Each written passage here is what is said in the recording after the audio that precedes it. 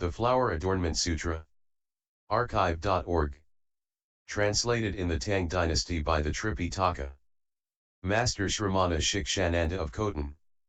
Book 12. Chief in Goodness. Part B, continued. It also radiates a light called removing heat. This light can awaken the immoral and cause them to maintain pure precepts and determine to realize the teacherless path, inducing sentient beings to accept moral precepts and to purify the practice of virtuous actions and causing them to be inspired to seek enlightenment is how this light is made. It also emits a light called adornment of tolerance. This light can awaken bad-tempered beings, causing them to get rid of anger and divorce conceit, and gladly be tolerant and harmonious when the violence of beings is hard to endure. To be unmoved in mind, for the sake of enlightenment, always happily extolling the virtues of tolerance, is how this light's produced. It also radiates a light called intrepiditude. This light can awaken the lazy, causing them always to respect and support the Buddha, teaching, and community, without weariness. If they always support and respect the Buddha, the teaching, and the community, they can get beyond the realms of the four demons and quickly attain unsurpassed enlightenment. Exhorting sentient beings to progress, always diligently supporting the Buddha, teaching, and community, wholeheartedly guarding the teaching when it's about to perish, is how this light can be made. It also emanates a light called tranquility. This light can awaken the scatter-minded, causing them to detach from greed, anger, and folly, with their minds unstirring and properly stabilized. Abandoning all bad associates, meaningless talk and impure action, praising, meditation and solitude, thus is this light produced. It also radiates a light called adornment of wisdom. This light can awaken the ignorant and deluded, causing them to realize the truth and understand conditional origination, their faculties, knowledge, and wisdom penetrating thoroughly. If they can realize the truth and understand conditioned origination, their faculties, knowledge, and wisdom penetrating, they'll attain the state of sun lamp mental focus with the light of wisdom and perfect the fruit of Buddhahood. Being able to give away country and wealth for the sake of enlightenment, seeking the right teaching, then, having heard it, single-mindedly applying it and explaining to others, is how this light may be made. It also emits a light called Buddha wisdom. This light can awaken all conscious creatures, causing them to see innumerable, boundless Buddhas, each sitting on jewel lotus flowers. Praising the Buddha's powers and liberation, telling of the Buddha's freedom without bound, manifesting Buddha's powers and mystic abilities, is how this light may be produced. It also emanates a light called fearlessness. This light shines on those in fear and causes the speedy annihilation of all inhuman harmful things. Being able to give beings freedom from fear, exhorting the ceasing of all affliction and injury encountered, rescuing those in danger, the orphaned and the helpless, is how this light can be made. It also radiates a light called peace. This light can illumine those who are ill and cause all pains to be relieved so all can gain the bliss of right concentration. Dispensing medicine to cure afflictions. Anointing with precious life-prolonging perfume, giving butter, oil, honey, and milk for nourishment, is how this light can be made. It also emits a light called seeing Buddha. This light can awaken those about to die, causing them to see any Buddha they think of, so when their life ends they can be born in that Buddha's pure land. To exhort the dying to remembrance of Buddha, and show them icons for them to behold, causing them to take refuge in the Buddha, is how this light can be made. It also emanates a light called delight in the teaching. His light can awaken all beings, causing them to always delight in the true teaching, listening to it, expounding it, writing and copying it. Being able to expound the teaching when it's about to perish, causing those who seek the teaching to be fulfilled, appreciating the teaching, and striving to practice it, is how this light can be made. It also radiates a light called wondrous sound. This light can awaken enlightening beings and cause all voices heard in the world to be to the hearer the voice of Buddha.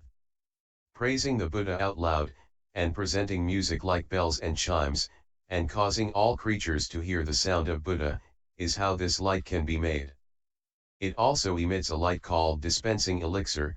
This light can awaken all beings, causing them to give up all indulgence and fully practice all virtues. Explaining the instability of created things and how they're filled with countless vexations. Always happily extolling the bliss of dispassionate tranquility is how this light can be made. It also emanates a light called supreme. This light awakens all beings, causing them to hear from the Buddhas, the supreme teachings of discipline, concentration, and knowledge. Always gladly praising all Buddha's supreme self-control, concentration, and knowledge, in this way seeking the unexcelled path, is how this light is attained. It also radiates a light called jewel adornment. This light can awaken all beings, causing them to attain an inexhaustible treasury of jewels to offer to the enlightened ones. Presenting various excellent jewels to the Buddhas and Buddhist shrines, also giving them generously to the poor, is how this light can be made. It also emits a light called adornment of fragrance. This light can awaken all beings, causing those who sense it to be pleased and assured of fulfilling enlightened virtues. Spreading the ground with exquisite incense to offer to the supreme guides, and also therewith making shrines and icons, is how this light can be made. It also emanates a light called various adornments with jewel pennants and canopies beyond number. Burning incense, scattering flowers, playing music, filling cities, inside and out. Having originally presented the Buddhas with various adornments, wonderful dancing and music, perfumes, flowers, pennants, canopies, and such, is how this light was made. It also radiates a light called purification, which causes the ground to be flat as a palm. Adorning the Buddhist shrines and their surroundings is how this light can be made.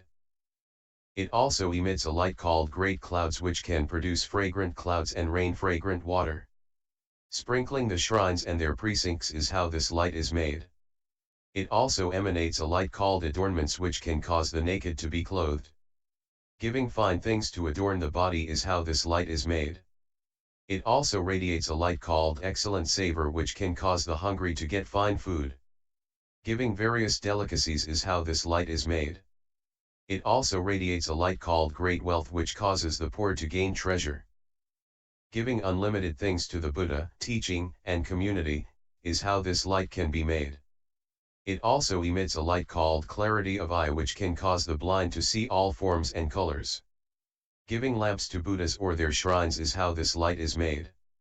It also emanates a light called clarity of ear, which can cause the deaf to be able to hear. Playing music for Buddhas or at their shrines is how this light is made. It also radiates a light called clarity of nose, by which one can smell scents hitherto unnoticed. Giving incense to the Buddhas and their shrines is how this light is made. It also emits a light called purity of tongue, able to praise the Buddhas in beautiful tones. Forever getting rid of coarse, unwholesome speech is how this light is made. It also emits a light called purity of body, which causes the impaired to be fully restored. Prostrating the body to Buddhas and their shrines is how this light is made. It also radiates a light called purity of mind, causing the absent-minded to gain right mindfulness. Practicing concentration till totally mastered is how this light is made. It also emanates a light called purity of form, causing one to see the inconceivable forms of Buddhas. Adorning shrines in various beautiful forms is how this light is made. It also emits a light called purity of sound, causing knowledge of the basic emptiness of the nature of sound. Contemplating the dependent origination of sound, like echoes in a valley, is how this light is made. It also radiates a light called purity of scent, causing all bad odors to be sweetly purified. Washing the shrines and enlightenment trees with fragrant water is how this light is made. It also emits a light called purity of taste, which can eliminate all poisons in food. Continued support of the Buddha, community, and parents is how this light is made. It also emanates a light called purity of feeling, able to soften what's unpleasant to touch, though spears and swords rain from the sky. It can change them all to flower garlands. By having in the past spread the roads with perfumes, scattered flowers, and robes for the Buddhas to walk upon is how such a light was attained. It also radiates a light called purity of phenomena, able to cause all hair pores to Expound inconceivable wonderful teachings so all who hear joyfully understand. What originates from causes and conditions has no origination, the reality body of the Buddhas is not a body, the nature of things is eternally like space, by explaining these meanings is there light like this. Such incomparable gateways of lights are innumerable, like sand grains of the Ganges river, all emerge from the great sage's pores, each performing a distinct function. As the lights emanated from a single pore are countless, innumerable as the Ganges sands. So are those of each and every pore, this is the power of the sage's concentration. According to the lights attained by past practice, those who practice likewise, according to their affinities, now radiate lights therefore like this is the freedom of the sage's knowledge. Those who practiced virtuous deeds like the Buddha and had appreciation and rejoiced in accord, who saw what he did and then did likewise, they are all able to see this light. If any practice virtuous deeds themselves and make offerings to innumerable Buddhas, always aspiring to the virtues of Buddhahood, they are awakened by this light. Just as when those born blind don't see the sun, it is not because there's no sun appearing in the world, all those who have eyes can clearly see it, each doing their work according to their occupations, so it is with the lights of the Great Being, those who have wisdom all can see, while ordinary folk with false beliefs and low understanding cannot perceive these lights at all. Crystal palaces and chariots painted with precious ethereal scents are naturally supplied to those with virtue, they cannot be occupied by the virtueless ones, so it is with the Great Being's lights, those of deep knowledge are all illumined, while the ignorant, with false beliefs and poor understanding are not able to see these lights at all. If any who hear of the varieties of these lights can develop pure and profound faith and resolution, they'll sunder forever the web of all doubts and promptly complete the banner of virtue. There's a supreme concentration that can produce arrays of retinues, all free, incomparable assemblies of Buddha children of all Buddhalands. In the 10 directions, there is a lotus blossom, adorned with lights, of equal extent to a billion-world galaxy, on which the enlightening being sits, completely filling it. This is the mystic power of this concentration. There are also lotus blossoms surrounding, as many as atoms in 10 lands, on which the hosts of Buddha children sit, abiding in the spiritual power of this concentration. Having fully developed good causes in the past and fully practiced the virtues of Buddhahood, such people surround the enlightening being, all joining their palms and gazing tirelessly. Like the bright moon among the stars is the enlightening being in the midst of the congregation. Such is the practice of the Great Being entering the spiritual power of this concentration. As manifested in one region surrounded by hosts of Buddha children, so it is in all regions, abiding in this spiritual power of concentration. There's a supreme concentration called network of loci, the enlightening being dwelling in this teaches widely. Appearing bodily in all quarters. Sometimes entering concentration, sometimes emerging, sometimes entering right concentration in the east and emerging from concentration in the west, sometimes entering right concentration in the west and emerging from concentration in the east, sometimes entering right concentration in other directions and emerging from concentration in still others. Sometimes entry and emergence pervade all 10 directions, this is called the enlightening being's concentration power. Appearing before and associating with all the countless Buddhas in the lands throughout the East while dwelling in this concentration, silent and unmoving, and emerging from concentration in the presence of all the Buddhas of the worlds in the West, making unlimited offerings to all of them, appearing before and associating with all the countless Buddhas in the lands throughout the West while remaining in concentration, silent and unmoving, and emerging from concentration in the presence of all the Buddhas of the worlds in the East, making unlimited offerings to all of them. Thus does the enlightening being enter all the worlds of the 10 directions, sometimes manifesting concentration, silent and unmoving, sometimes manifesting respectful offering to the Buddhas. Entering right concentration in the eye organ. Emerging from concentration in the field of form, showing the inconceivability of the nature of form. Unknowable to all gods and men, entering right concentration in the field of form and emerging from concentration in the eye, without disturbing the mind. Explaining the eye is birthless and has no origin, by nature empty, null, and doing nothing. Entering right concentration in the ear faculty and emerging from concentration in the field of sound. Distinguishing the sounds of all languages.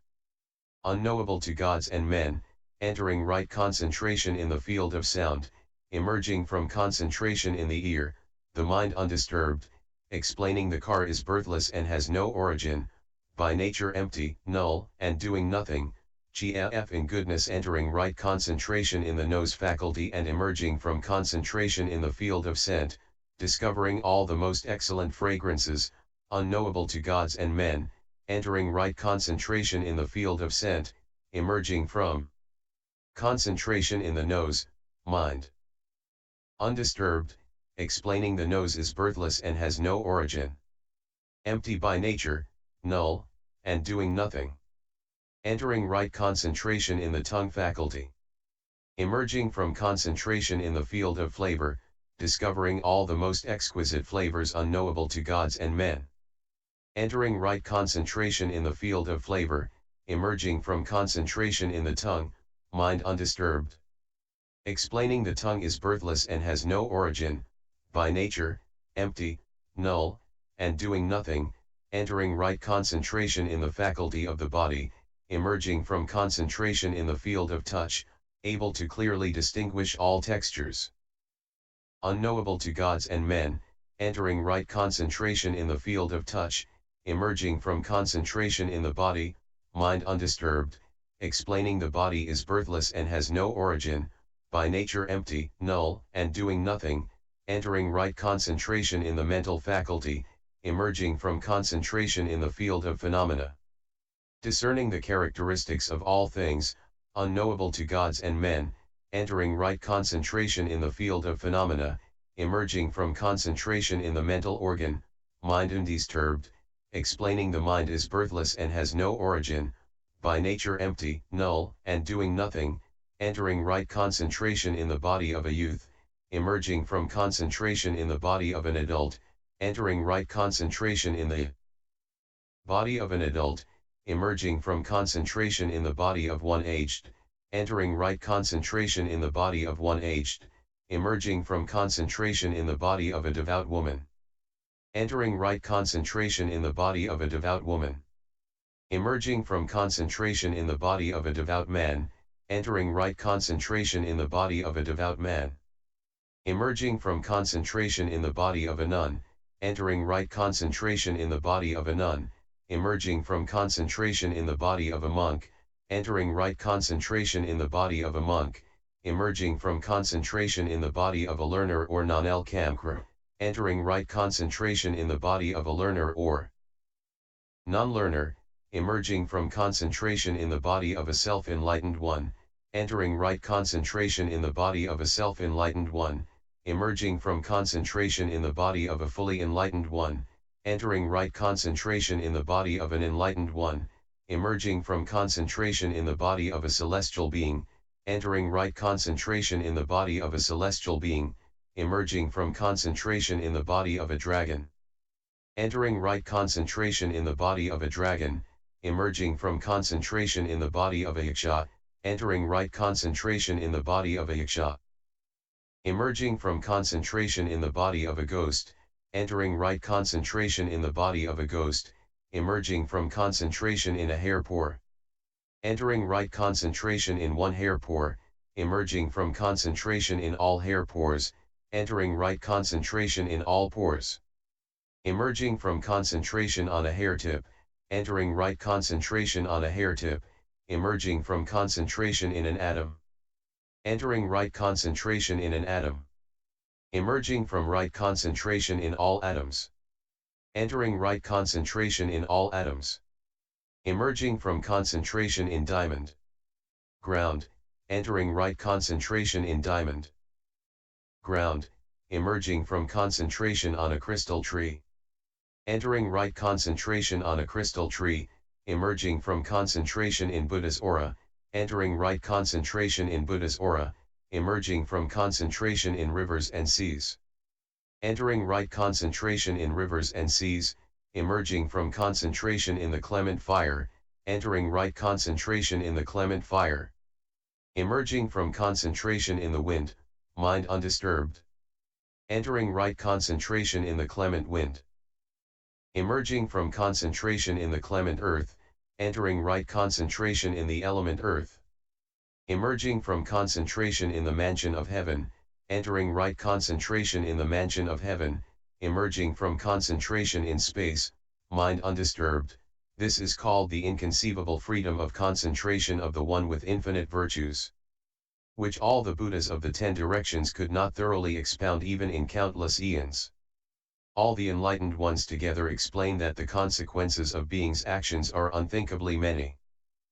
The metamorphic emanations of the dragons, the masteries of the Buddhas, and the spiritual powers of enlightening beings are also inconceivable.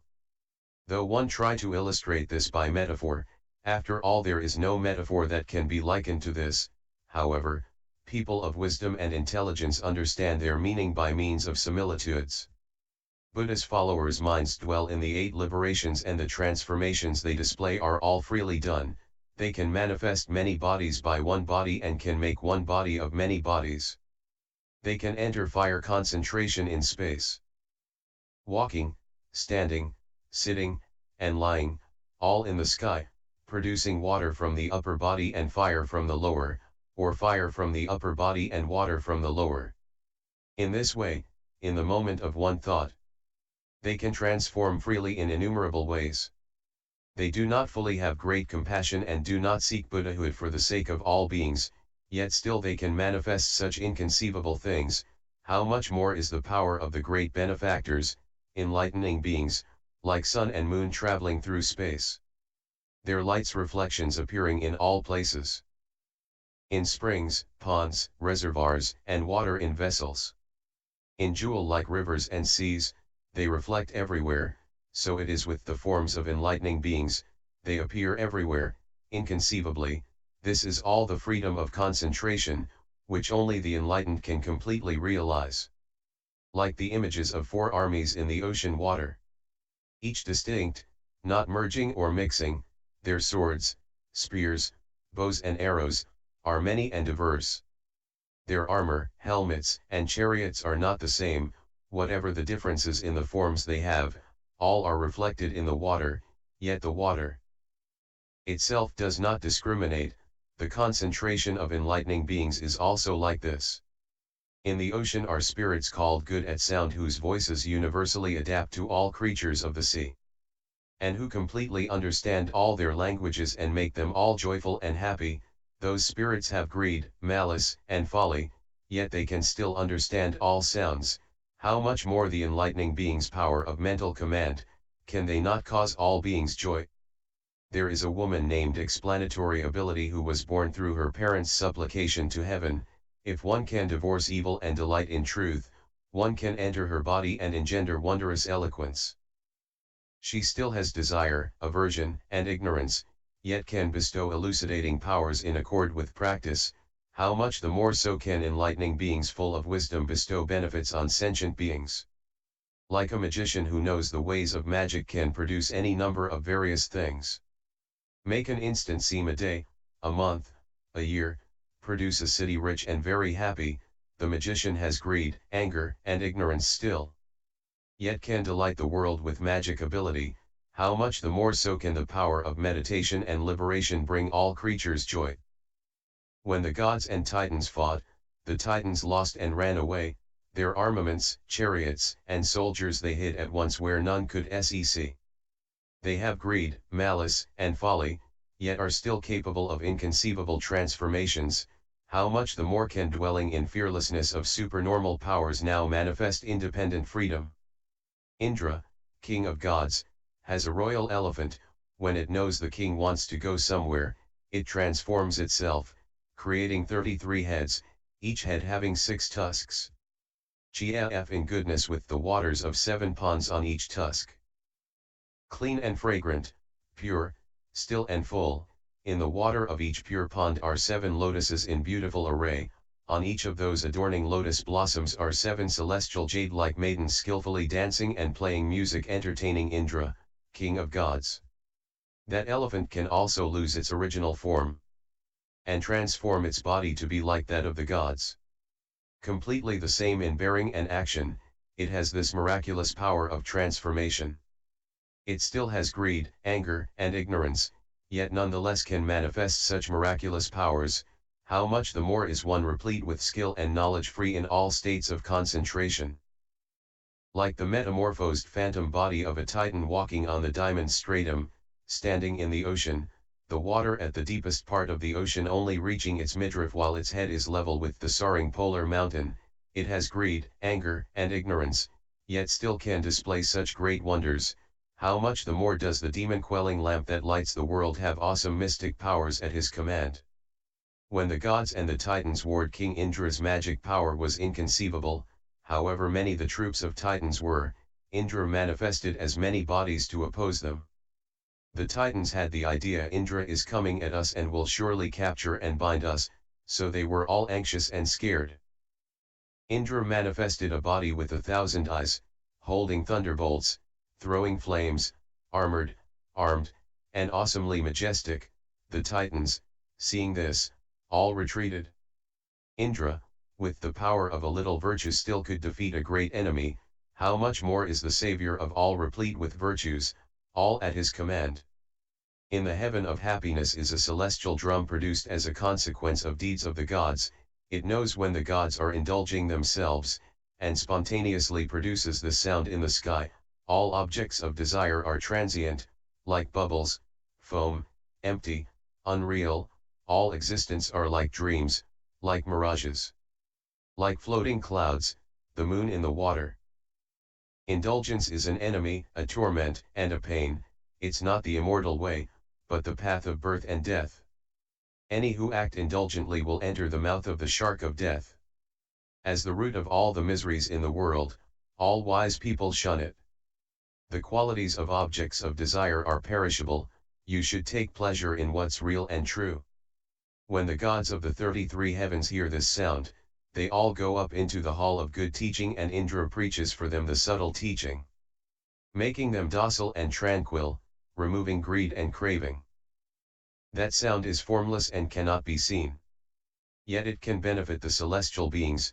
How much the more, manifesting bodies adapting to inclinations, can enlightening beings rescue and liberate the living. When the gods and titans warred, by the superior power of the gods' virtue, the celestial drum sounded, telling the hosts, you should not worry or fear, and the gods, hearing this declaration, were rid of fear and increased in strength. Then the titans' hearts trembled with fright, and their troops all retreated and fled. The wonderful ambrosial concentration is like that heavenly drum, it always produces the sound of dispassion, conquering demons. Great compassion mercifully rescues all, causing all beings to end their afflictions. Indra has intercourse with all the goddesses, 92 trillion in number, causing each to think to herself that the king is amusing her alone. As he responds to all the goddesses' bodies, so it is in the hall of good teaching. He can instantly manifest supernatural powers and go to everyone to preach to them.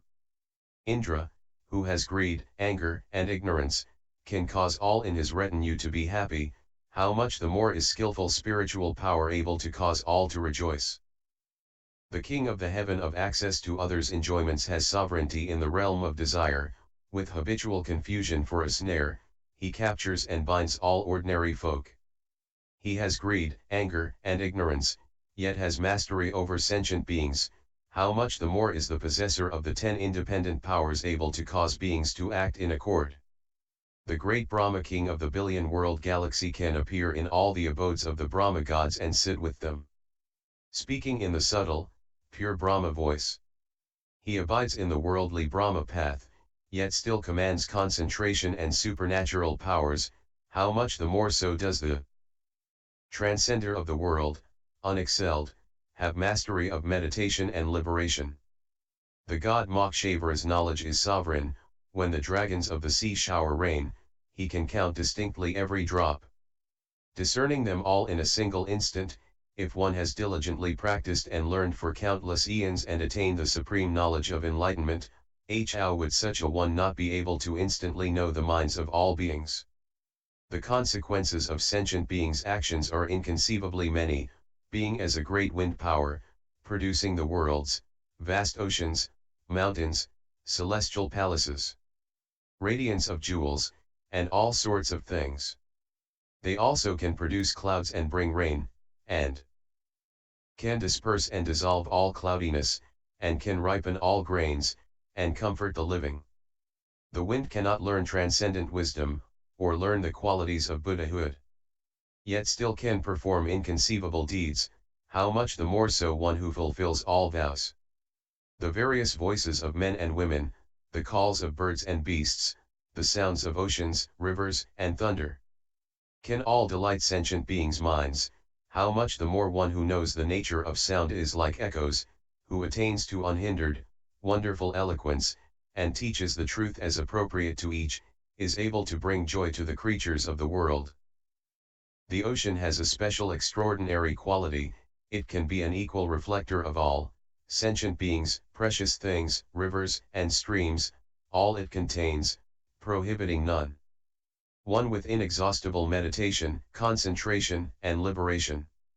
Can also be a seal of equanimity, equally reflecting, like this, the wonderful practices of virtue and knowledge this one cultivates all without tiring. When the dragon kings of the ocean roam about, they are free wherever they may be, producing clouds covering the earth, those clouds of various decorative colors, in the sixth heaven.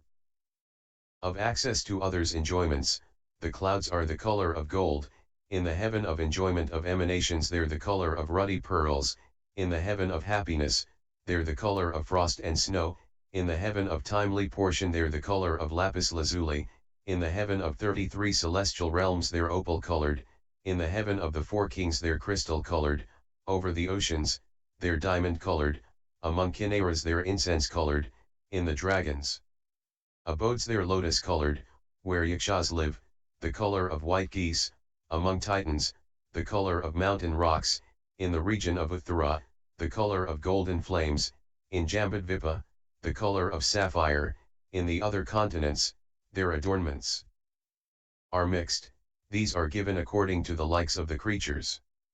Also in the heaven of access to others' enjoyments lightning in the clouds shines like sunlight, in the heaven of enjoyment of emanations, it's like moonlight, in the heaven of happiness, like rose gold, in the timely portion heaven, it's the color of jade like snow, in the 33-fold heaven, the color of golden flames, in the four kings heaven, the color of all jewels, in the ocean, the color of red pearls, in the realm of the chimeras, the color of lapis lazuli, in the abode of dragons.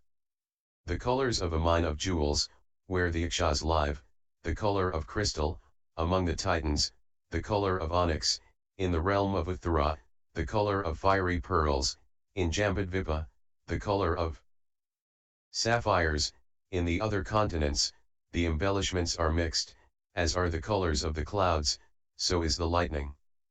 In the heaven of access to others' enjoyments, thunder is like the voice of Brahma, in the heaven of enjoyment of emanations, it's like the sound of great drums, in the heaven of happiness it's like the sound of singing, in the heaven of timely portion it's like the voices of goddesses, in the heaven of 33 celestial regions it's like the various sounds of chimeras, in the heaven of the four world guarding kings it's like the sounds produced by Granarvas, in the ocean it sounds like mountains crashing together, among the chimeras, it's the sound of pipes, in the castles of the dragons, it sounds like the call of Kalavinka. Birds, in the yakshas abode it's like the voices of dragon maidens, among the titans, it sounds like a celestial drum, among humans, it's like the sound of the surf. In the heaven of free access to others' enjoyments rain perfumes with various mixed flowers as embellishments, in the heaven of enjoyment of emanations rain cotton flowers, mandarava flowers, and rich perfumes, in the heaven of happiness rain crystals complete with adornments of various jewels, the jewels in the topknots there are like moonlight. The exquisite clothes worn there are the color of gold, in the heaven of time rain banners and canopies, garlands, perfumes, and beautiful decorations. As well as excellent raiment, the color of pearl, and various kinds of music. In the heaven of 33 realms rain wish-fulfilling jewels. Solid black aloes and sandalwood fragrance. Various perfumes of heavenly flowers raining down intermingled with each other. In the citadels of the world guardians rain delicacies with color, aroma, and flavor with strengthening power. It also rains inconceivable beautiful jewels. All made by the dragon kings. Also in the oceans it rains increasingly, like a whirl, and rains inexhaustible treasuries of jewels. And rains various jewel ornaments as well. In the world of Kamnaras it rains necklaces, lotuses of many colors, robes, and jewels. Flowers that grow in the rains, and golden-colored flowers, with various kinds of music all included therein. In the castles of the dragon kings rain ruddy pearls, among the titans it rains weapons conquering all enemies. In the continent Uthara it rains necklaces and also rains innumerable exquisite flowers. In the continents Purvavidha and Aparagodaniya it rains various ornamental articles. In the continent Jambudvipa it rains pure water. Fine, refreshing, always at appropriate times, nourishing flowers, fruits, and herbs, ripening all the crops. Innumerable such beautiful adornments, various clouds, lightning, thunder, and rain. The dragon kings can freely make without moving their bodies, without discrimination in their world, the ocean, they dwell, yet can manifest this inconceivable power. How much the more those who enter the ocean of truth embody virtue can produce great mystical transformations. The doors of liberation of the enlightening beings cannot be revealed by any similes, but I have, with these metaphors, said something of their free power. Foremost knowledge, vast wisdom. True knowledge, boundless wisdom, extraordinary wisdom, supreme wisdom, such a teaching has now been explained. This teaching is rare and most extraordinary, if people who have heard it can accept, can believe, absorb, praise, and explain it. This accomplishment is to be considered most difficult. Of all the ordinary people in the world it's hard to find one with faith in this teaching. If any diligently cultivate pure virtues, by the power of past cause they can believe. Among the creatures of all worlds are few who want to seek the vehicle of Buddha's followers. Those who seek solitary enlightenment are even fewer, and those who aim for the great vehicle are very hard to find. But striving for the great vehicle is still easy compared to the greater difficulty of believing this teaching. Even more difficult it is to retain, recite, and explain it for others, to practice according to the teaching and truly understand it. To hold a galaxy on one's head without moving, for 1 eon, is not to be considered difficult compared to believing this teaching. To pick up 10 Buddha lands in the hand and stand in space through an eon is not to be considered hard compared to believing this teaching. If one provides comforts for and con to the homes of beings numerous as atoms in 10 lands, his merit is not to be considered supreme. One who believes this teaching is most excellent. Even spending and conserving Buddhas as many as atoms in 10 lands, one's merit will be greater, supreme, if one can recite and hold this book. When the enlightening being had spoken these verses, the worlds in the 10 directions quaked in 6 ways, the palace of demons was shrouded, the realms of ill ceased, the Buddhas of the 10 directions appeared before him and each patted him on the head with his right hand and praised him, saying, "Excellent. You incisively explain this teaching, and we all accordingly rejoice." End of the second assembly, end chapter 12.